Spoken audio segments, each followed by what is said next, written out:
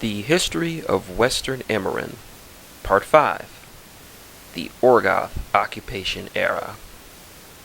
The invasion of the Orgoth from across the Meridius and the long period of their occupation forever changed this region and had a drastic impact on its history. This dark era lasted for 8 centuries, but is divided into 3 distinct periods.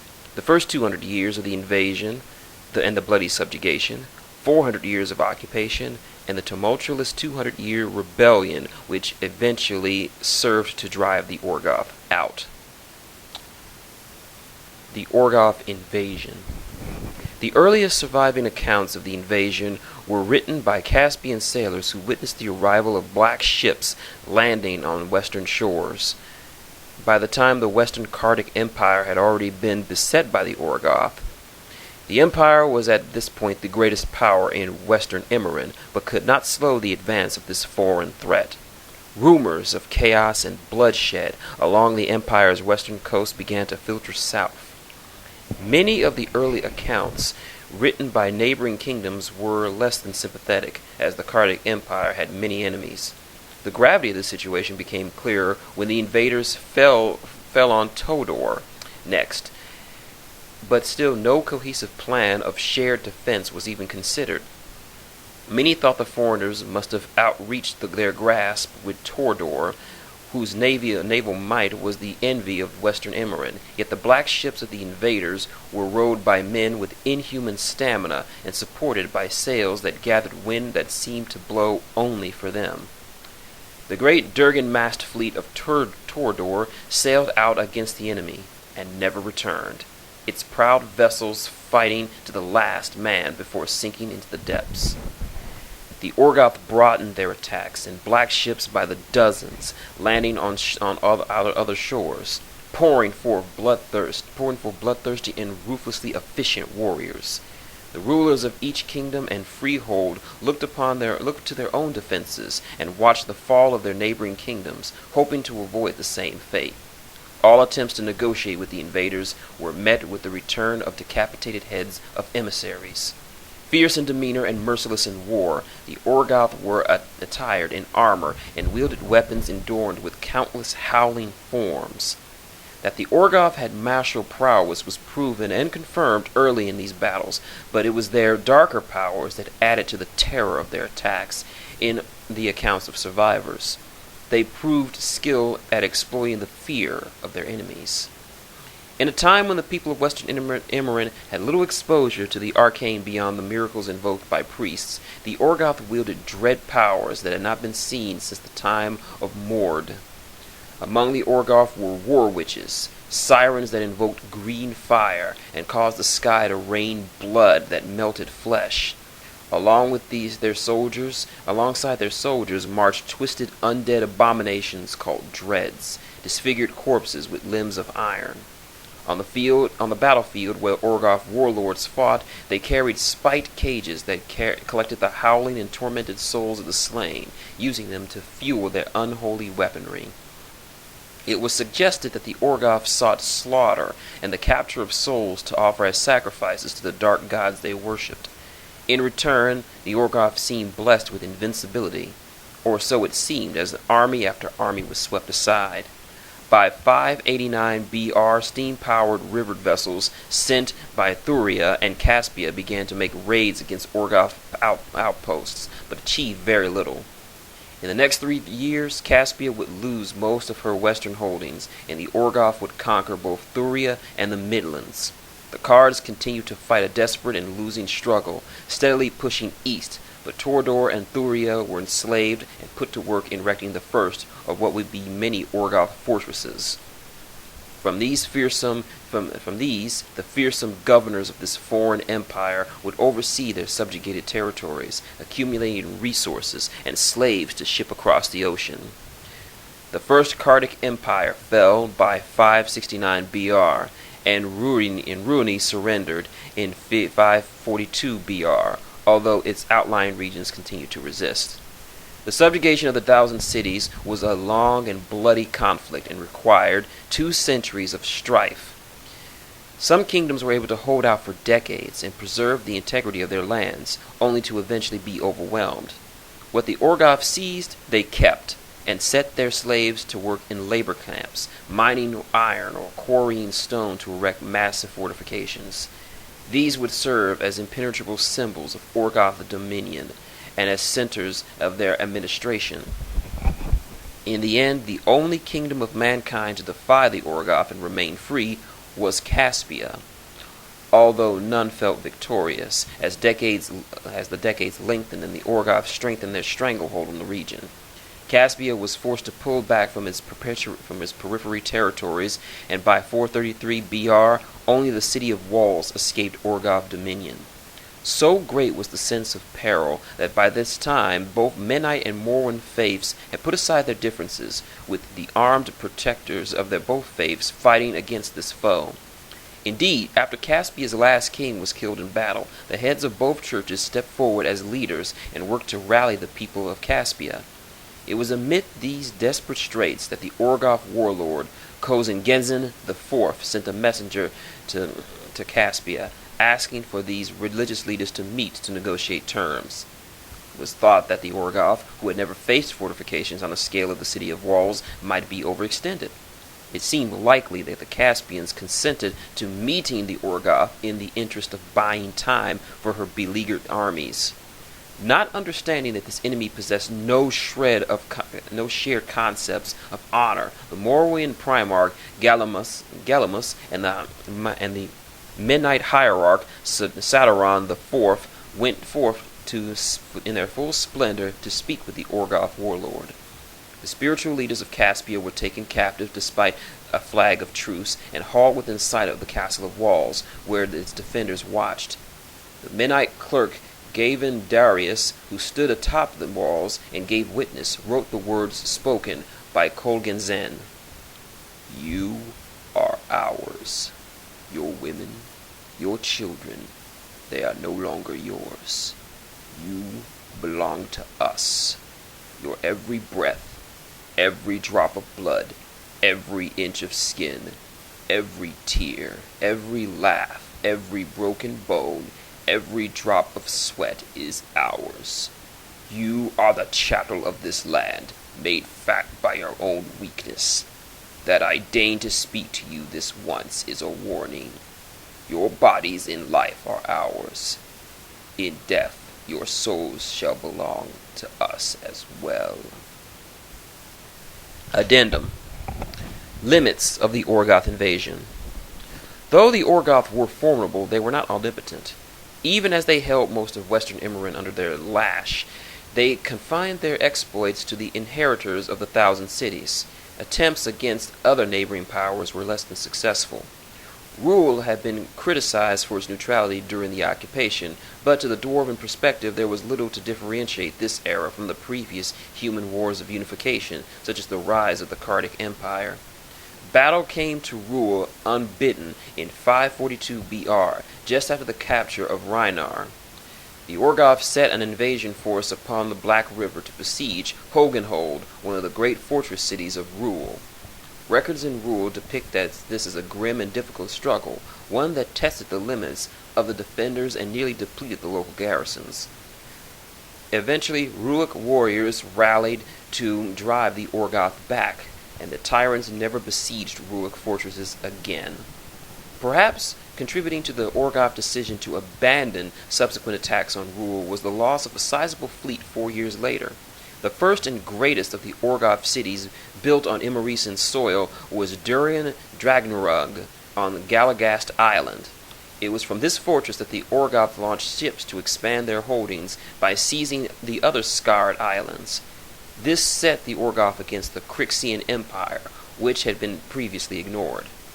After a Styxian fleet was sent to intercept the Orgoth ships were annihilated, Turok took to wing for the first time in centuries to deal with this threat personally.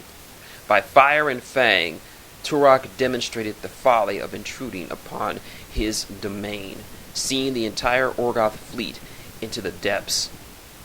This would be the last time the Orgoth challenged the Crix. No similar incursion was launched against Ios. The reasons for this are unknown, and it added to the mystique of this nation in the eyes of the human kingdoms. End addendum. After this speech, Kogenzin cut the throats of the Primarch and Hierarch and drank their still warm and flowing blood. Their corpses were bled dry and dangled on gallows by ropes made of the hair of their own escorting priests within sight of Caspia's walls until the bodies were picked clean by carrion birds and fell untouched to the earth. The deaths of these spiritual leaders prompted no holy manifestations, no wrathful smiting by either Menoth or Moro, and the defenders coiled behind the walls thinking their gods had forsaken them, or were powerless against the vast evil embodied by the Orgoth. While the Orgoth had proven their superiority over the faiths of Western Immoren, Caspia would not fall in the siege or subsequent ones. Its great walls and the ingenuity of its people proved too difficult to overcome by the forces of arms, even combined with their tactics of terror. Its unsurpassed walls could shield its entire navy while docked, and its garrison was a formidable one. Starving Caspia proved to be impractical, as its access to the river and the Gulf and its navy provided able defense to defend its fishing fleet from black ships. Caspia even managed to protect its immediate farmlands, those in closest proximity to the towering walls. Rather than invest in an extensive campaign to break the city, the Orgoth created blockades both up the river and along main roads, limiting access to trade within the region. Caspia would persist in virtual isolation for the next several centuries, its population steadily decreasing and in some years existing in worse conditions than those of the conquered cities. Later, when the seeds of rebellion were planted, Caspia would become a safe haven for escaped slaves and others who fled Orgoth rule. The city benefited from its ingenuity and the courage of these rugged survivors and their descendants. Occupation. With the exception of Caspia, the Orgoth tyrants maintained their tight grip on the human kingdoms for 4 solid centuries. This was considered the darkest era in the history of Western Immoren, a bleak time where the advances that had been achieved in the late Thousand Cities era were destroyed, forgotten, or simply unavailable to the vast majority of the populace. This era set back innovation and intellectual advancement for centuries. Due to the harsh constraints throughout the occupation, reconstructing life under the Orgoth lash has been difficult for modern scholars. Additionally, the Orgoth destroyed most of their own records, so understanding their goals and relationship with their own homeland is nearly impossible. Vast enslavement. Many of the great atrocities committed by the Orgoth transpired in the early decades of the occupation, when they were engaged in conquest and establishing their domain. The appetite of the Orgoth for slaves was vast, and they clearly saw no need to treat their captives with any mercy or care. Using the enslavement workforce combined with servants animated from the dead, the Orgoth quickly erected tremendous fortresses and temples in black stone. They connected these fortresses with a network of paved roads. While the blood of many innocents would be shed for this work, the tradeways would eventually benefit the region's inheritors, one of the few positive aspects of Orgoth rule. The vast slave camps required by the Orgoth was squalid and inhumane, and the loss of life in these places were beyond modern reckoning. Clear cases of Orgoth necromancy in harvesting both the souls and bodies of the dead led an aspect of unnatural horrors into these arrangements.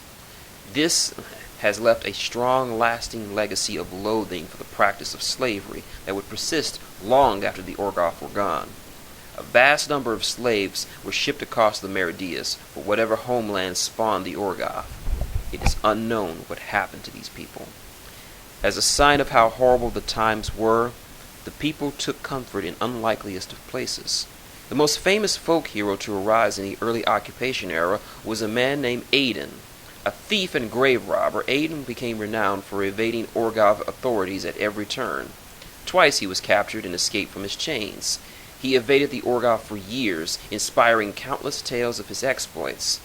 His death through betrayal resulted in Aiden's dark ascension in 344 BR, joining Thamar in the ultimate escape from earthly bondage. Though few had success in following his example, his cult would experience a resurgence during the rebellion in later centuries. For all this oppression, once the Orgoth pacified the region, they conducted themselves in ways that would seem almost indolent. They required absolute subservience from the conquered people, but were not in the habit of closely managing the daily lives of the conquered. For much of this era, the Orgoth kept apart from the Immoren. They may have been a strong taboo among the Orgoth related to intermingling with those they had subjected, as the mixing of Immoren and Orgoth bloodlines were extremely rare. For most of the occupation, the Immoren were allowed to continue to practice their faiths and to maintain other tightly held traditions. While many churches and temples had been destroyed during the invasion, the Orgoth allowed them to be rebuilt and for services to be attended. The invaders did not seek to spread their own faith, which they kept to themselves. The subjugation period was particularly detrimental to the Temple of Menoth. Any claims about the authority of the priest caste became empty in the face of the tyrants who ruled and were clearly lacking in the favor of the Creator. By contrast, the Morrowind message continued to spread, and its humbler churches and priests were seen as a comfort as opposed to the oppressed. In later years, the message of the Mar would help kindle a strong spirit of indignation and rebellion, turning sentiments once directed towards the Menite priesthood towards the Orgoth. This period would see the Morrowinds quietly become the majority, while the Menite faith waned, particularly in the south. While with the Orgoth disdain for governance, life in the region resumed with the surface veneer of normality, with cities being built and commerce and trade resumed between them. Transportation was an area the Orgoth closely controlled, with most of the steamships dismantled and destroyed, a technology that the Orgoth did not wish to adapt to, or understand. The same was true for rail travel, with only a few tracks utilized by mining carts being preserved. The Orgoth scrutinized those who came from one region to another, requiring sealed papers authorizing trade. Corvus is the example of a major city built in the outset of this region, situated such that the local Orgoth governor could regulate and control all river traffic passing through these vital trade routes. One lasting legacy of the Orgoth administration and bureaucracy would be the division of western Immoren into quarters. This shaped the subsequent emergence of the Iron Kingdoms, as these regions would eventually identify themselves as. Many local regions were governed by collaborators appointed by the Orgoth. Particularly in the first 2 centuries of the occupation, the privileged upper class, those who lived with the most comfortable lives, were those who cooperated willingly with the tyrants, despite the enmity of those they ruled. The woman who would become Ascendant Rowan was born into one such family, living a life of privilege until she realized that the suffering inflicted on ordinary people they mastered. Rowan renounced all wealth and gave her life to aiding the suffering and making life more comfortable for the masses. By her efforts, which included passionate pleas by which the other collaborator families were shamed into surrendering their comforts, the lives of thousands of poor and enslaved Immoren were eased, and she ascended in 289 BR, having achieved enlightenment through her sacrifice. Rowan became by far the most popular ascendant during the occupation era, for example, leading to the conversion of many Menites. Examining surviving logs of collaborator administrators tabulating the distribution of slaves suggests that the Orgoth governors may have begun to have less regular contact with their homeland after 190 BR. Slaves and materials shipped across the Meridius dropped off substantially, as did new arrivals from the west to reinforce those on Immoren. This may have represented a period where the local Orgoth governors were acting independently of their home empire. A shift to viewing the conquered territories as a permanent and lasting domain may have been what led to the eventual measures taken by the Orgoth to crack down on the Immoresian religions, where resistance to their rule persisted most strongly. Near the end of the occupation era, the Orgoth suddenly began repressive measures. In occult circles, it is thought that the divine presentment of the imminent religious persecution may have led to the gift, one of the most important yet poorly understood events of this era. The gift of magic. Before the Orgoth, the humans of Western Immoren had limited exposure to the arcane, primarily through prayers and rites of the priests and the shamans. The application of magic as a science divorced from the divinity was unthinkable. The Orgoth and the Lords of Mord were the only groups witnessed manifesting such mythical powers. The only other historical figures to have studied these matters were Thamar and her scions, each vilified for dabbling in forbidden lore. It is no wonder that the sudden emergence of magic among the Emmerys was met with fear. Yet without magic, the Emmericians may have never had a chance to overcome their oppressors. The sudden emergence of arcane power is known as the gift, often referred to as the gift of magic, the gift of sorcery, or the gift of Thamar, as the emergence of the arcane is tied with Morrow's twin. The theological ramifications of the gift have been subjected to heated debate in the halls of temples, churches, and universities. Mennonites consider the gift to be an act of betrayal against the Creator and hold both the twins accountable for the violation of Morrow's guardianship over humanity. Whatever the source of this power, in 137 BR the first known sorcerer was born, a young girl named Madruva Dagra, who manifested the ability to throw fire from her hands when angered. Defending her sisters from the Orgoth soldiers, she managed to slay 3 of them before fleeing to the woods of Olgenholt. In retaliation, the Orgoth slaughtered her entire bloodline, but this did not prevent more sorcerers from appearing across western Immoren in subsequent years. Whenever they surfaced, the Orgoth responded in a similar fashion, culling the bloodline and putting homes to the torch. This reaction was so swift and brutal it seemed fearful and suggested a familiarity with arcane awakening. It is now understood that the sorcerers were just a symptom of a sweeping change across the Emmerys, the unlocking of arcane potential in all humans. While most would live ordinary lives, the power laying dormant in them, some exceptional few being strong connection with this font of power, have manifested sorcery spontaneously. Others were born with the potential to work magic but required training and effort to master the gift. Even those who could not wield the arcane might pass the ability to their children. The emergence of this potential proved to be highly unpredictable, which meant it was impossible for the Orgoth to completely stamp it out. Not long after, a number of brave and brilliant scholars who had begun to make systematic study of the arcane matters. The most notable and successful was a genius by the name of Sebastian Curwen. He was the first to postulate the methodologies that would give rise to the subsequent arcanists theorizing that magic was a type of supernatural energy that was responsive to intelligent will.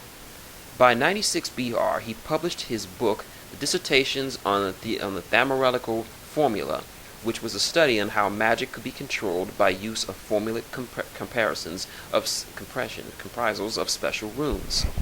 Curwen would write a number of other seminal works that led to the foundation of the new arcane science, including the essence of divine magic in 90 BR, Principia Arcane Magus in 73 BR, and the most important, Synthesis, in 64 BR.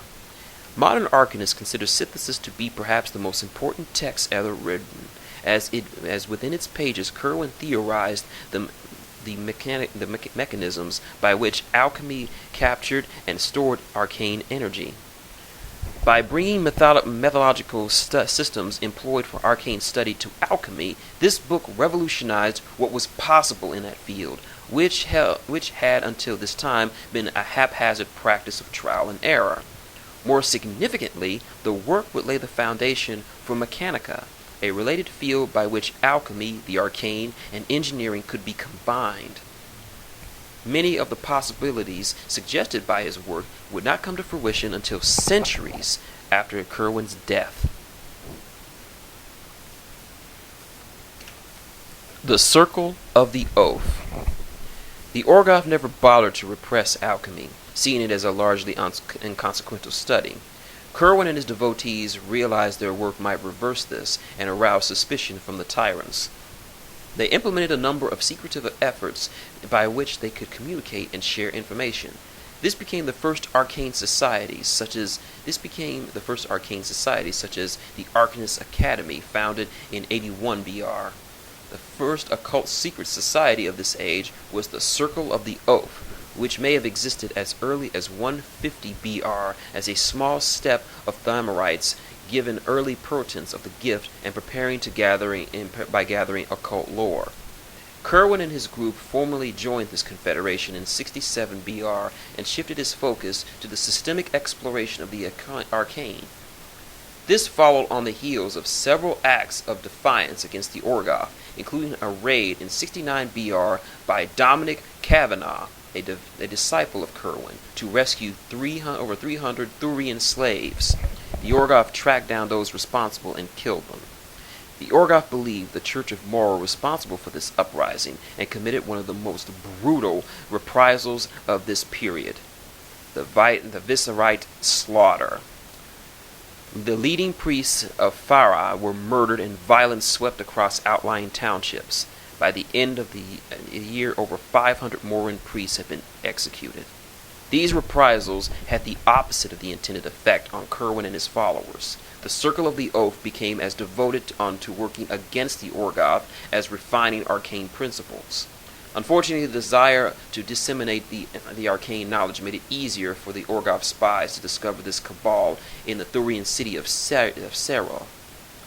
The Orgoth launched an attack in 63 BR, which culminated in a pitched battle where Curwen was killed, although not before he annihilated hundreds of Orgoth in the most destructive display of formulaic magic up until that time.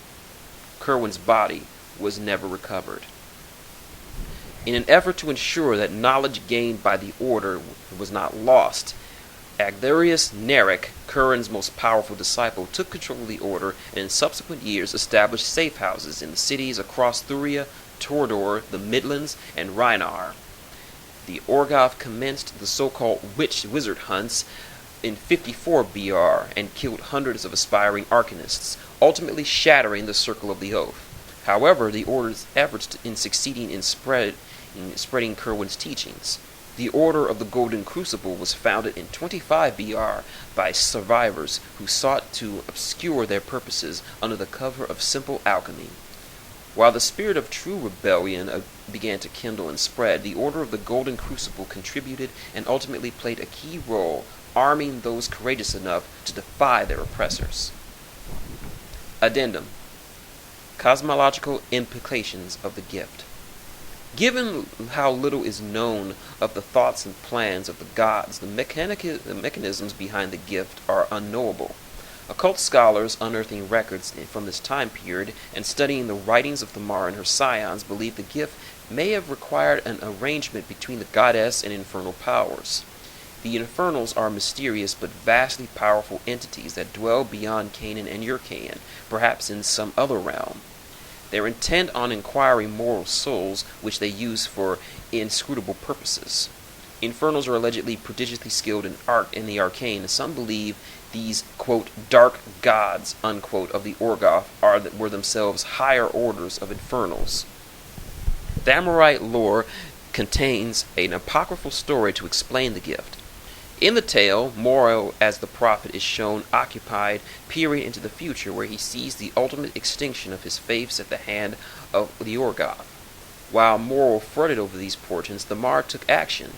She determined that empowering humanity would allow them to stand against their oppressors, and informed her brother that she had arrived at a solution.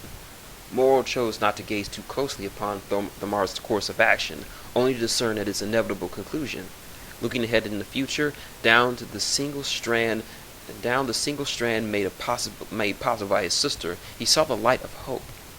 It was when he consented to her plan, while avoiding the knowledge of its exact nature. Even in this fable, the actual cost of the gift is not described, although it is suggested elsewhere that the Immoren will pay some great accounting 9 centuries hence. This prophecy of a vague doom is connected to lingering debt remaining a popular subject in folklore and superstition. Rebellion against the Orgoth. With the seeds of unrest planted, the subjugated populace began to stir. The hunts organized to stamp out bloodlines of sorcerers and wizards did not arouse much great general sympathy due to the suspicions by which most people viewed workers of magic. More than anything, it was the Orgoth interference in organized religion that created an atmosphere ripe for rebellion. The Vigorite slaughter became an example of what continued life under the Orgoth yoke would bring. Finally, the final spark came at the end of 1 BR, when the Orgoth governor stationed in the fortress of Immoren declared that the city must send a tithe of 8,000 slaves across the ocean. These would be chosen by lots, and as the lottery was implemented, it became obvious that the Menite and Morrowind priesthoods were targeted, as every priest of both faiths in the city were chosen. In response, Farron citizenry rose up in spontaneous and unorganized rebellion, seizing pitchforks, spades, clubs, and anything else resembling a weapon. Members of the city's Order of the Crucible distributed alchemic explosives in the uprising. Orgoth troops and war witches were overwhelmed and killed. The fortress gates blasted open, and the Orgoth governor's head was stuck on a pike and paraded through the city. Word of the uprising spread across the central region and soon became an organized rebellion. This was called the Iron Fellowship, and was stated its declaration of war against the Orgoth in 1 AR, drawing a vast following from across what had been Thuria, the Midlands, and Caspia. Despite early successes, the Iron Fellowship survived for only 6 years and was quashed by the Orgoth in 7 AR, its leadership scattered, and these territories taken back. Despite brutal reprisals, the rebellion had begun, and it would not be stopped. The rebels may have balked had they known that it would require 200 years of bloody battles to regain their freedom. Modern historians are convinced that the rebellion was inevitable, but its success was not. The spirit of the people were willing, but the weapons to overcome the Orgoth had not yet been developed, and would ultimately require tools and talents relying on the gift of magic. An unsung hero of this era was an occult scholar by the name of Nivara, an uncompromising but brilliant arcanist who Thamarites deemed the rifle successful to Kerwin. Nivara innovated many fundamental principles in the utilization of arcane energy as a weapon of war. She trained dozens of arcanists in techniques, and many of her disciples became the rebellion's most notable battle wizards, presaging the warcasters of future eras. Nivara was also known for her ingenious clockwork puzzles that she used to train students in mastering arcane formulae. These dangerous and mentally taxing devices were loathed by the students, but would play a key role in the subsequent inventions that were key to toppling the Orgoth. Nivara ascended in 25 AR as a scion of the Mar, an event that has cast a shadow over her legacy and prompted many former students to disavow her. Addendum: the Rivening. While the gift of magic provided the weapons necessary for humans of Western Immoren to resist the Orgoth, this event coincided with a terrible tragedy in Ios. In 140 BR, 3 years before the discovery of the first human sorceress, Iosian society was thrown into upheaval by the Rivening. In this year, for no apparent cause, most of the priests in Ios were driven mad.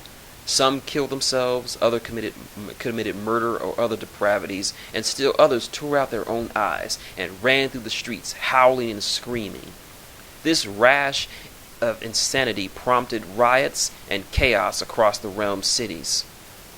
Later it was determined that these priests had been overcome by strange visions and were shorn from their connection to the divine. The conclusion was inescapable. Something had happened to the gods of the divine court while on their exodus. The priests of the god Skyra escaped the Rivening largely intact, suffering milder visions of dementia and retaining the ability to manifest minor miracles on prayer. This was explained when Skyra returned, alone, in 34 BR. She did not speak and fell into a deep slumber on entering the fane of Syre, giving no explanation on the fate of other gods. This would remain a mystery, but certain radical sects, such as the Retribution of Skyra, would view the timing between the Riveting and the gift as no coincidence. This led to the belief that the origins of human magic was directly connected to the vanished as the missing gods were known. There was no proof of a link, but members of the Retribution needed none. Belief in human culpability would become the primary motive for the mage hunters of the Retribution, who were driven to slay human arcanists.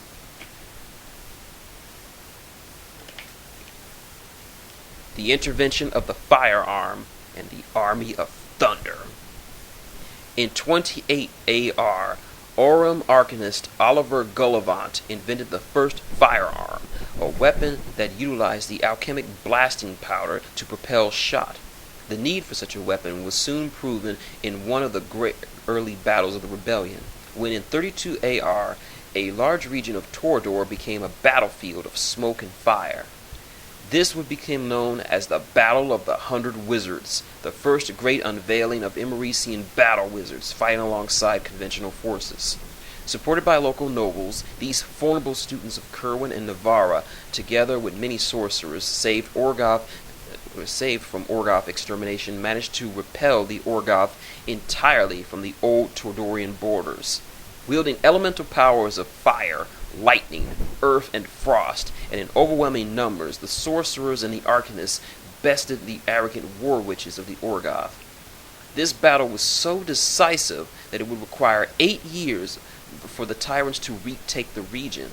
The Orgoth recaptured Torador in 40 AR and executed hundreds of suspected arcanists. The people of Torador continued to resist by whatever means they could.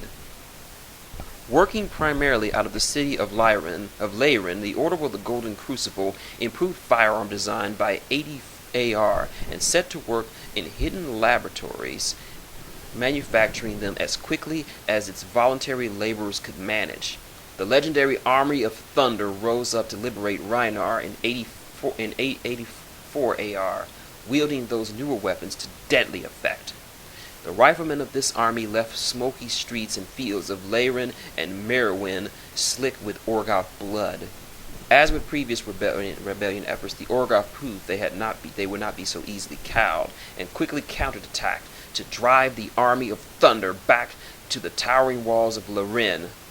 At the Battle of Thunderhead in 86 AR, Lyran held strong and repelled an army of over 10,000 Orgoth, with an arsenal of battle magic, alchemic grenades, and row upon row of riflemen firing deadly volleys. While the rest of Rhinar would be reoccupied, this city held firm and became a bastion of hope, the first city since Caspia to hold out against this enemy. The Rip Lung Plague. A terrible plague known as Rip Lung hit the region from 83 to 93 AR. It's uncertain whether this disease took a greater toll on the Immoren or the Orgoth, but both were affected, and it has certainly slowed the rebellion. Rip Lung scythed through the streets of urban centers, leaving thousands of bodies in its wake. The Orgoth puts entire sections of city to the torch rather than burn a massive volume of dead. This act in itself did much to arouse the ire of the people, for it had long been a taboo to burn the dead without proper oversight from priests, as this act endangered the passage of souls to Yurkan. Eventually, an arcanist and alchemist of tremendous skill named Corbin was able to derive a cure for the disease. Even more impressively, he was able to implement a system by which the treatment could be produced quickly and effectively by other arcanists. Corbin's efforts saved hundreds and thousands of lives, and perhaps also salvaged the spirit of the rebellion. By 93 AR, the epidemic had been halted among the Immoren, although it continued to trouble the Orgoth, who lacked similar medical expertise. Corbin's ascension 9 years later was a miracle that invigorated the Morwian rebels in the long term. This ascension legitimized the efforts of arcanists and alchemists in the eyes of the Church of Morrow and its adherents, and Morwen churches began to offer sanctuary to rebel arcanists. The Mechanical Revolution.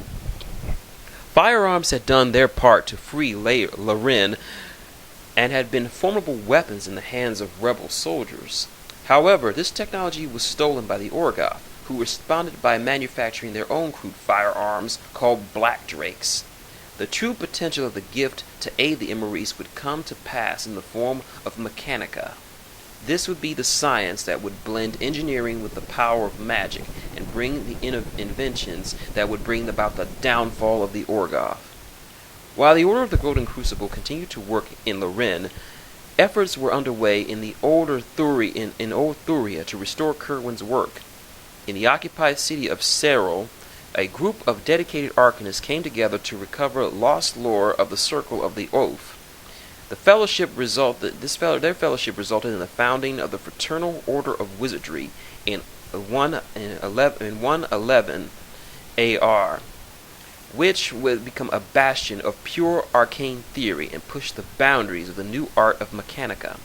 The wizards of the day had a better understanding of arcane energies than in Kerwin's time, and the potentials suggested in synthesis would become a reality.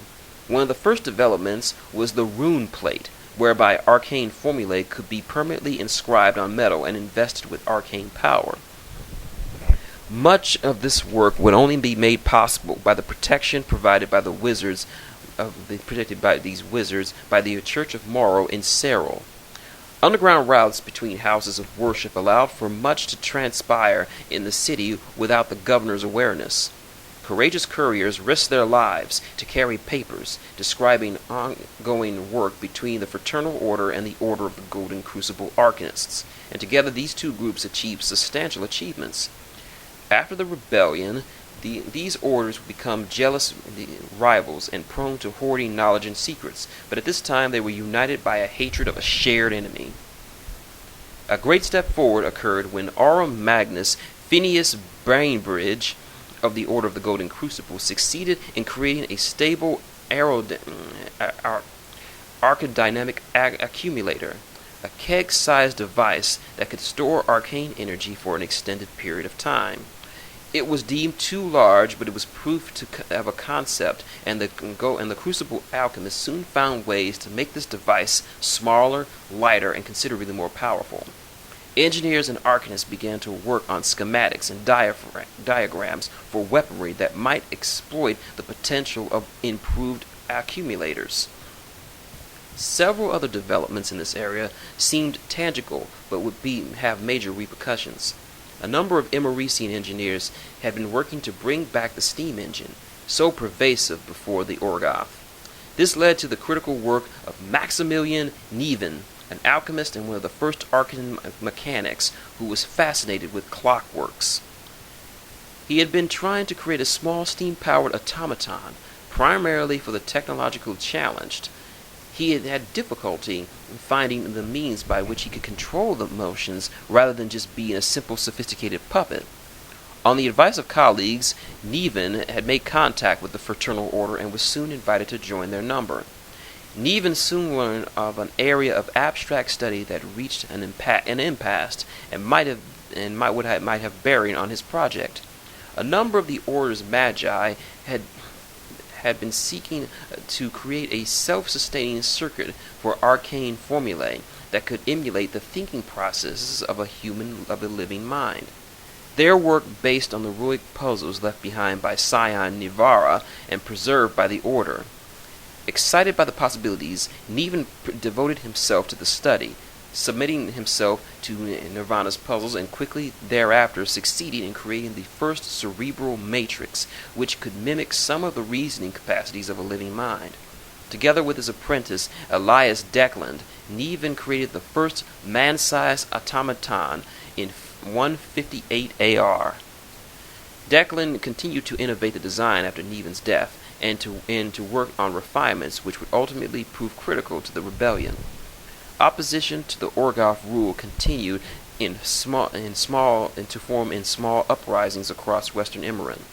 While each was quashed in turn, these successes in diverting resources and made it difficult for the Orgoth to retaliate.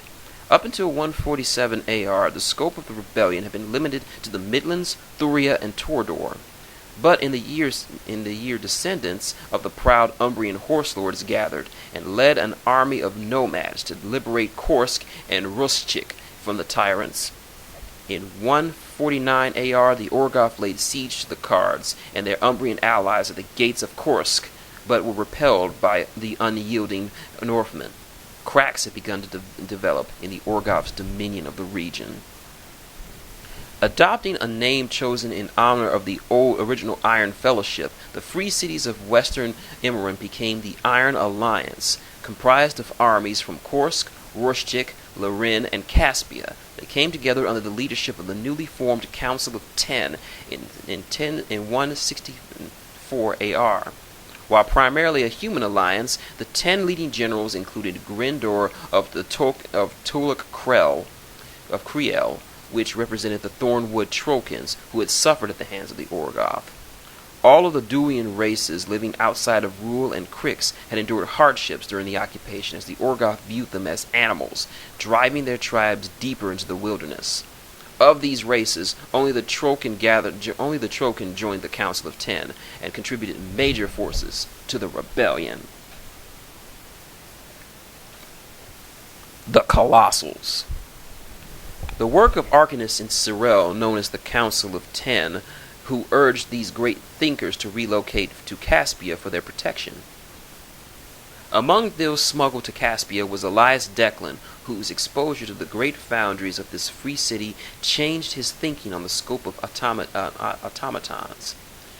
The first cerebral matrix had been simple and crude, but he had been theorizing of a much larger device, one sufficient to emulate more complex thought.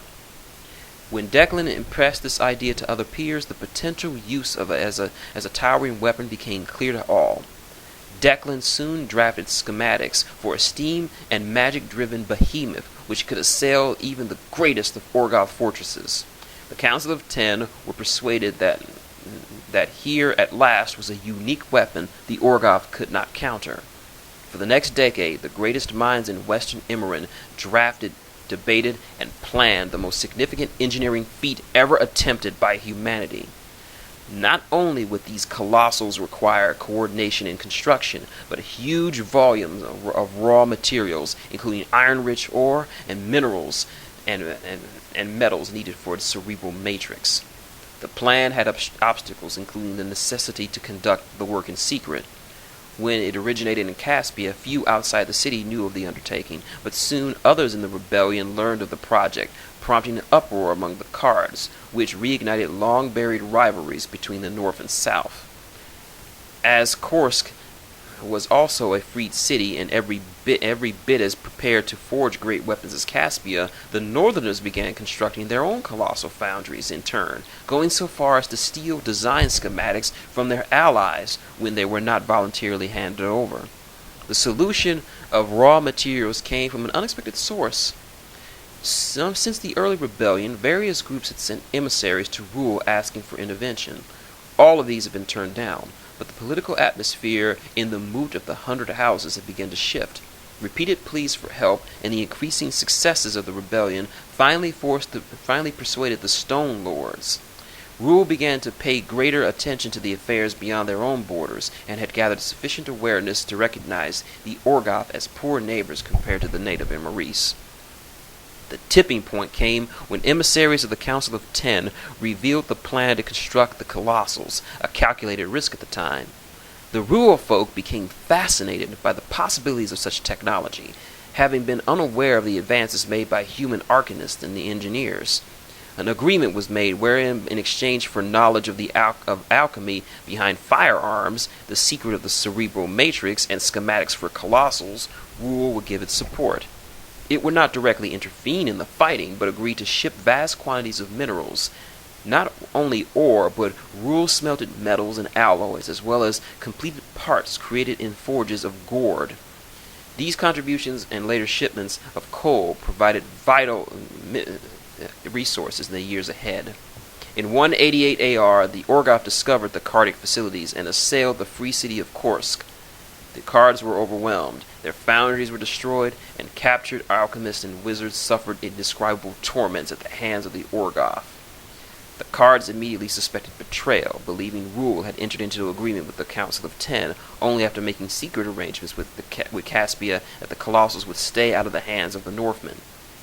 Neither the Rule folk or the Caspians are said to have betrayed the Council by informing the Orgoth about the Kursk facilities.